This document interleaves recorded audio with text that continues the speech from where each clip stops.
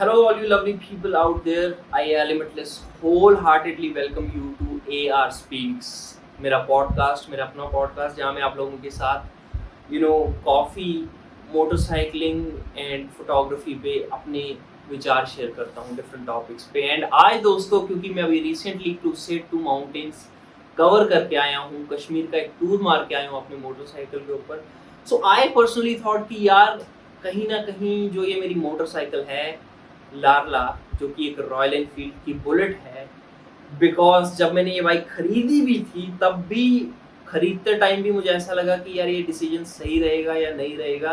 ये इतनी कंट्रोवर्सीज में रहती है इंटरनेट के ऊपर। अगर आप कोरा पे देख लो, यूट्यूब पे देख लो, लोग कहते हैं कि यार इसका थ्रॉटल जब आप खींचो तो थोड़े टाइम के बाद वाइब्रेट होना शुरू हो जाती है, इसकी रिलायबिलिटी नहीं है, मेंटेनेंस कॉस्ट इतनी है, बहुत सारी चीज़ें हैं जो लोग जब डिस्कस करते हैं इंटरनेट पे तो आपको देखने को मिलती है। तो कहीं ना कहीं एक बायर का भी माइंड क्लाउडेड हो जाता है।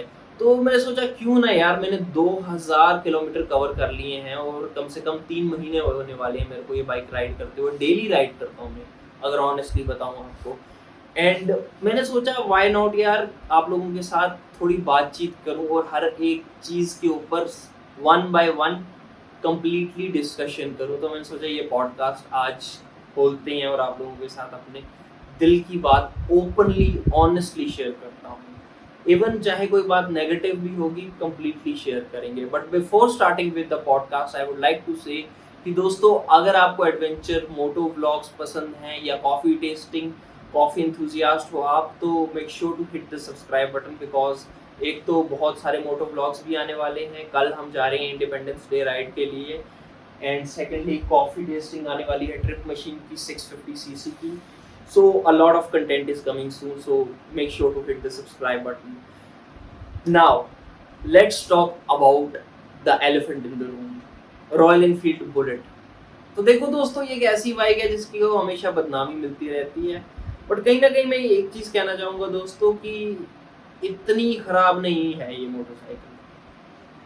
या तो सीधा सीधा कहूँ कि बिल्कुल खराब नहीं है, बस ऐसे ही लोगों ने बदनाम कर रखा है। बिकॉज प्रॉब्लम कहाँ आती है, यूज़र के साइड पे। जैसे मैं अपना पर्सनल एक्सपीरियंस दूँ, I am a person who rides his motorcycle very decent. मेरे को ज़रूरत नहीं है 100 के ऊपर खींचने की। I like to enjoy my motorcycle at the speed of 60 to 80। And उस मार्जिन में मेरे को मेरी बाइक आराम से एक कंफर्टेबल राइड देती है। एंड कई बार अगर ज़रूरत पड़ जाए, मैंने 110 तक भी खींची है एंड लोग कहते हैं उसके ऊपर तुम खींच नहीं सकते, and that's completely okay guys. I don't need more than that. That's more than enough for any decent person. And mostly लोग राइड्स पे कहाँ जाते हैं, माउंटेन्स की तरफ, लद्दाख की तरफ, कश्मीर की तरफ, या फिर अगर आप एक्सप्रेस वेज की तरफ भी जा रहे हो, it's completely fine. But I don't know, कोई पागल ही होगा जो माउंटेन्स में जाके इतनी स्पीड खींचेगा। बट एनीवे, अगर आप इतने ही ज़्यादा स्पीड फ्रीक हो, आई वुड सिंपली से गाइस कि और भी बहुत सारे मोटरसाइकिल्स हैं मार्केट में। होंडा CB 350 है, जावा है, इतने सारे मोटरसाइकिल्स हैं जो न्यूअर इंजन्स के साथ आ रहे हैं। गो बाय दोज मोटरसाइकिल्स। किसने कहा आपको कि इस मोटरसाइकिल के साथ स्टिक करो? Don't stick to it. नहीं पसंद है मत खरीदो, बात ही मत करो इस मोटरसाइकिल के बारे में। As simple as that. देखो, प्रायोरिटाइज करो ना, आपको क्या चाहिए, पहली सिंपल बात वो होती है। अब बात आती है कि यार सेकंड चीज होती है कि लोग कहते हैं कि ये बहुत वाइब्रेट करती है। सी फर्स्ट थिंग, अगर आप, मैं पर्सनली एक चीज नोटिस की है कि after a certain period of time you get used to it.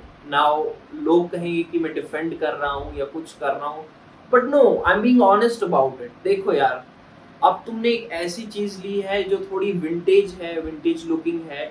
And देखो, कहीं लोगों को विंटेज लुकिंग चीज़ों का एक करिश्मा, एक चार्म होता है, तो वो चीज़ प्रेफर करते हैं। एंड अगर आप कोई चीज़ प्रेफर कर रहे हो जो विंटेज है, तो आपको काफ़ी सेक्रीफाइसेस करने पड़ते हैं कंफर्ट में।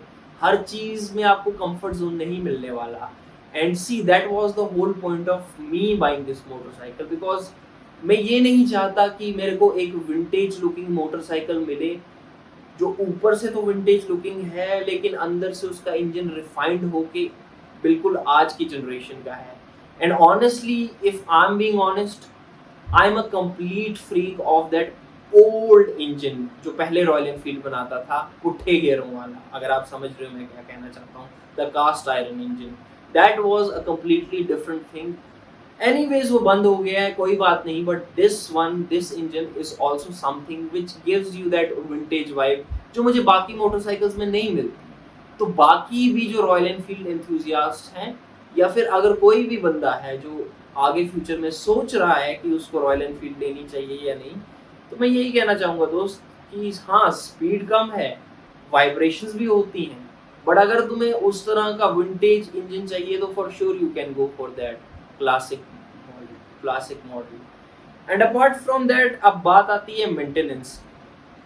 बट पीछे चल के मैं एक बात और कहना चाहूँगा। देखो यार, एक कंप्लीट प्रॉपर इनसाइट में ये देना चाहूँगा कि अगर तुम्हें ज़रा सा भी रेसिंग का या इन सब चीज़ों का कीड़ा है, please don't by this motorcycle. Because कई लोग ऐसे हैं जो इसके ऊपर ड्रैग रेसेस करते हैं, इस मोटरसाइकिल के ऊपर इसे इतनी बुरी तरह से ट्रीट करते हैं कि 1 महीने के अंदर ही वो इस मोटरसाइकिल की माँ बहन एक कर देते हैं। वेयरएज़ आई हैव सीन कि ये मोटरसाइकिल अगर तुम प्यार से चलाओगे ना, उतना प्यार ये तुम्हें रिटर्न करेगी। मगर अगर तुम ड्रैग रेसेस करके इसके इंजन की माँ बहन एक करोगे तो प्रॉब्लम्स तो आने वाली है ऑब्वियसली।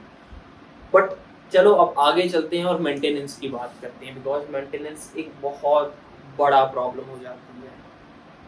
देखो यार, ये गाड़ी ऐसी है जो मैं नो डाउट मानता हूँ ये रस्ट मैग्नेट है, इस पे कहीं पे भी रस्ट लग सकता है।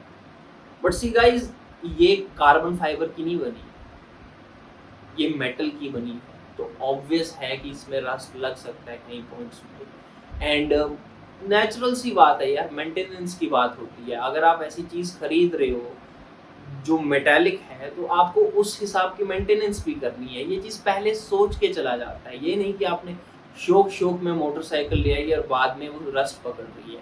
WD-40 आता है, रस्ट रिमूवर इतने सारे आजकल नए आ रहे हैं, चेन ल्यूब आता है, बहुत सारी चीज़ें हैं जो आपको माइंड में लेके चलनी होती है। एंड ऑनेस्टली यार, एक ट्रू हॉबीइस्ट मोटरसाइकिल जो होगा ना, उसकी बाइक कभी भी रस्ट नहीं खाती है। एंड ट्रू ऑनेस्ट मोटरसाइकिलिस्ट जितने भी हैं जो रॉयल एनफील्ड रखे हुए हैं, अब उनसे पूछ लो उनको कितने डेकेड्स बीत गए हैं, उनकी बाइक अभी भी नहीं जैसी लगती है।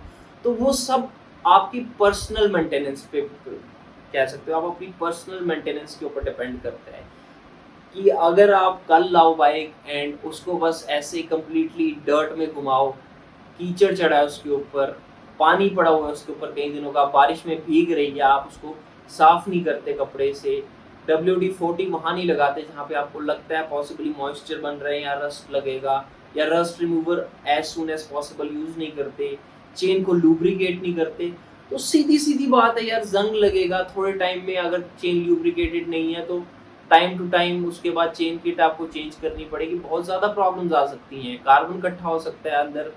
तो ये सब चीज़ें मेंटेनेंस के ऊपर होती है, तो वही बंदा मेंटेन कर सकता है जो ट्रू मोटरसाइकिल एंथुसियास्ट है।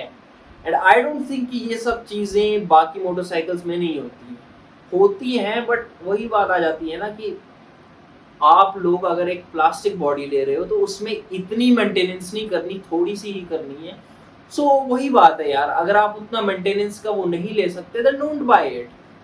बट अदरवाइज अगर शौक है तो शौक के साथ थोड़ी मेहनत भी करनी पड़ती है, वही बात होती है। एंड चलो तीसरी बात हम करते हैं जो आ जाती है इसकी फ्यूल कंजम्पशन पे।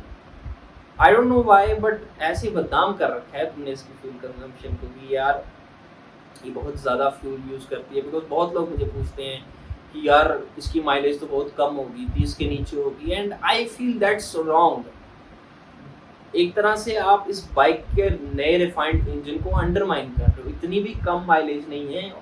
हालांकि मुझे लगता है कि मेरे को 35 to 40 मिल जाता है आराम से 1 लीटर पे, and that's pretty much enough for a such heavy motorcycle.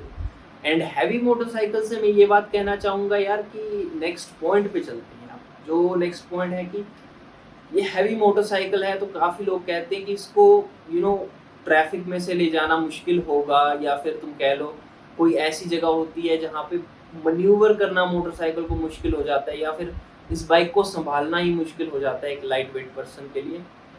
जान चाहिए इसके लिए बहुत। देखो सीधी सीधी बात है, जो ऐसी बात करते हैं ना उन्होंने ज़्यादा मोटरसाइकिल चलाया नहीं है, उनको एक्सपीरियंस नहीं है, तो तुम उनकी बातें ना ही सुनो तो अच्छा है। बिकॉज मोटरसाइकिल तुम अपने हाथों से नहीं चलाते, उसे इंजन चलाने के लिए है नीचे, तुम अपने पाँव नीचे रखते हो जब गाड़ी रुकी हुई है, एंड उसके बाद तुम आगे पीछे वैसे नहीं करते हो। हाँ, थोड़ा टिपटोइंग करनी पड़ सकती है, बट बियॉन्ड दैट सारा काम इंजन का होता है। अगर चलानी आती है, चाहे तुम बड़े से बड़े हैवी इंजन्स हो 1800 सीसी के, वो भी चला सकते हो, और ये 350 सीसी तो कोई बड़ी बात है ही नहीं। ठीक है, हार्ले के वो फैट बॉय या फैट बॉब जो भी हैं वो सब भी आराम से चल सकते हैं, बस तरीका आना चाहिए, वही सिंपल सी बात है। ठीक है, तो हम ऑलमोस्ट काफ़ी पॉइंट्स कवर कर चुके हैं, एंड इन दी एंड यार देखो, मैं एक ही बात कहना चाहूँगा। मैं ऐसे भी लोगों से मिला हूँ जो कट्टरवाद जावा के फ़ैन हैं, मैं ऐसे भी लोगों से मिला हूँ जो कट्टरवाद रॉयल एनफील्ड के फ़ैन हैं, और मैं ऐसों से भी मिला हूँ जो कट्टरवाद ड्यूक के केटीएम उनके फ़ैन हैं।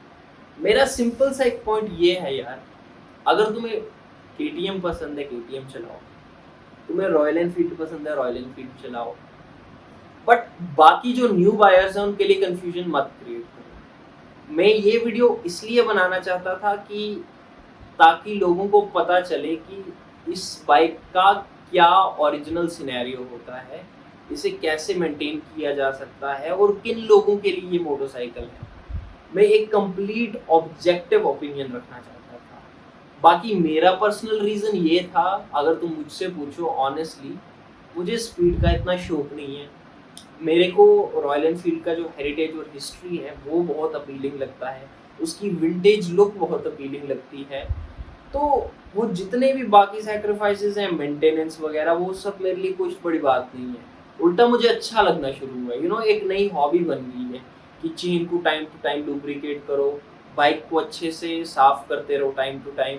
ठीक है, कहीं देखो रस्ट तो नहीं लगा, WD-40 लाया, चेन लुब्रिकेंट लाया, ये सब चीज़ें। तो ये एक साइड हॉबी बन जाती है जिसको एंजॉय करने का भी एक अपना ही मज़ा है। किसी दिन जब अच्छे से बाइक वॉश कर रहा हूँ उसका भी व्लॉग बना के आप लोगों के साथ शेयर करूँगा कि कितनी। तो दोस्तों यही पॉइंट है, सिंपल सिंपल, कि डिपेंड करता है बंदे के ऊपर कि क्या वो मैनेज कर पा रहा है उस बाइक को प्रॉपरली मेंटेन करना या नहीं। उसके आगे कोई बड़ी बात नहीं है। अगर किसी को CB350 अच्छी लगती है CB350 उठा लो, किसी को जावा अच्छी लगती है जावा उठा लो, वही बात होती है।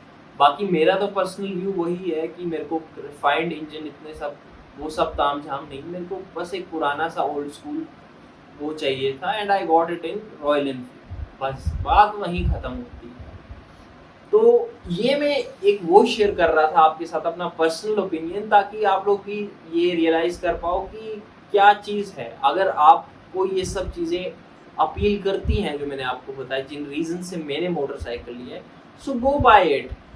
बाकी इस चीज़ की टेंशन अपने दिल में ना रखो कि ये बाइक ऑफ रोडिंग में नहीं चल पाएगी, इधर नहीं चल पाएगी, उधर नहीं चल पाएगी। बिकॉज मैंने ऑफ रोडिंग भी चलाई है, उसका व्लॉग भी बनाया है। मैंने ऐसी ऐसी जगह पे चलाई है ना कश्मीर में कि कह नहीं सकते। पहाड़ सड़कों के बीच में, पहाड़ों के ऊपर से ऐसे टोए बने थे, उधर से निकाल के जंगलों के बीच में से निकाली है, मतलब चिल करके ऐसे साइकिल की तरह चलाया है मैंने इस मोटरसाइकिल को, खड़े होके कहाँ कहाँ से, यहाँ से छोटा सी एक स्ट्रीम बह रही है उसके पास से निकल गया हूँ। तो it is that kind of motorcycle जो अगर आप चलाना सीख गए ना तो आप इसके साथ खेल खेलोगे। बस वही बात है, बस एक बार समझ लो इस मोटरसाइकिल को, उतनी सी ही बात है, उसके आगे कोई प्रॉब्लम नहीं होती। अगर किसी दिन मेरा दोस्त जो अर्जुन है, जो बहुत ही एक्सपीरियंस्ड और वेल वर्स्ड है इसके इंजन के साथ और बाकी चीज़ों के साथ, वो कोई पॉडकास्ट पे आना राज़ी हुआ तो उसको भी बुलाऊंगा। बट फॉर नाउ अगर आपको थोड़ा भी इंसाइट मिला एंड कुछ आइडिया आया कि आपको कौन सी बाइक प्रेफर करनी चाहिए, एंड कंट्रोवर्सीज जो रॉयल एनफील्ड को सराउंड करती हैं वो क्लैरिफाई हुई, then make sure to hit the like button. And और जो व्लॉग्स आने वाले हैं, कल का इंडिपेंडेंस डे व्लॉग, उसके लिए सब्सक्राइब दबाइए। And that's all guys, I will see you in the next vlog tomorrow. Stay tuned for that and enjoy your day. Piece.